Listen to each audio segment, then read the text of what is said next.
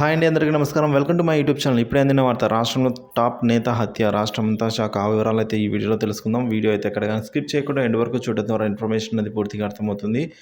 Video నచ్చినట్లయితే ఒక like చేయండి. ఇంకా సబ్స్క్రైబ్ అవునట్లయితే మన ఛానల్ సబ్స్క్రైబ్ చేసుకున్న ద్వారా నేను చేసే లేటెస్ట్ అప్డేట్ న్యూస్ అందరికంటే ముందుగా రీచ్ అవుతుంది మీ వరకు. ఇక ఆలస్యం చేయకుండా వివరాల్లోకి అయితే వెళ్ళిపోదాం. దళిత నేత, సీనియర్ జర్నలిస్టు కడమంచి నారాయణదాస్ దారుణ హత్యకైతే గురయ్యారండి. గొడ్డలితో మెడ నరికి హత్య చేశారు. హత్య చేసిన వ్యక్తి వరుసకు బామ్మర్ది అవుతారనైతే పోలీసులు తెలిపారు. సో చేవెళ్ళ ఐజీ లక్ష్మారెడ్డి తెలిపిన వివరాల ప్రకారం కడమంచి నారాయణ దాసు 48 సంవత్సరాలు. ఆయన కొన్నాళ్ళుగా అయితే రియల్ ఎస్టేట్ వ్యాపారం చేస్తూ ఉండేవాడు. ఇందులో భాగంగా షాద్నగర్ మండలంలోని నాగరకుంట గ్రామంలో అయితే 16 ఎకరాల వివాదాస్పద భూమిని డీల్ చేసి ఈ భూమిని క్రయ విక్రయ కూడా చేశాడు. అంటే కొని అమ్మేశాడు. ఇందులో దాసుకు కొంతమేర లాభం వచ్చింది.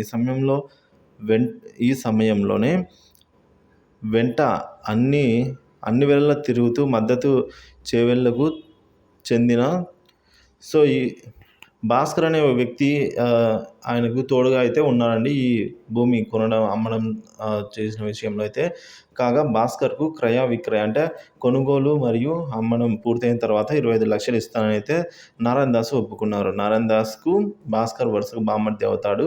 ఈ డీల్ పూర్తయి కూడా 2-3 ఏళ్ళు గడిచింది. ఇస్తానన్న డబ్బుల విషయంలో పలుమార్లు అడగగా దాటివేస్తూ వచ్చారు. కాగా మంగళవారం సాయంత్రం 5 గంటలకు తర్వాత ఇంటి నుంచి నారాయణ దాసు, భాస్కర్ ఇద్దరు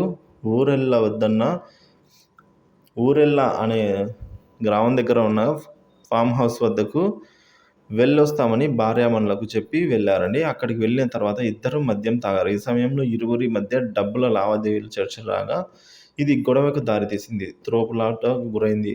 తర్వాత నారాయణ దాస్ను భాస్కర్ కాలుతో తన్నగా వెనక్కి పడిపోయారండి. తిరిగి లేవలేదు. దాస్ స్పృహలోకి వచ్చి గొడవ విషయం బయట పెడితే తన ప్రాణానికి హాని ఉంటుందని భాస్కర్ భయాందోళనకైతే గురయ్యారు.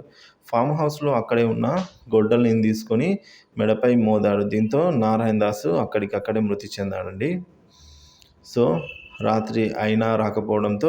రాత్రి ఆలస్యమైన ఇంటికి రాకపోవడంతో తిరిగి ఇక నారాయణ దాస్ భార్య పలువురికి ఫోన్ చేసిందండి. ఫోన్ లిఫ్ట్ చేసి భాస్కర్ గారికి ఫోన్ చేసింది. ఫోన్ లిఫ్ట్ చేయకుండా బావమరిదితో మాట్లాడుతున్నారైతే వెల్లడించాడు. మద్యం మత్తు దిగాక భయాందోళనకు గురైన భాస్కరు చేసింది హత్య అని అందరికీ తెలుస్తుందని భావించి అర్ధరాత్రి 1 గంట ప్రాంతంలో అయితే చేవెళ్ళ పోలీస్ స్టేషన్లో వెళ్ళి అయితే ఆయన లొంగిపోవడం జరిగింది.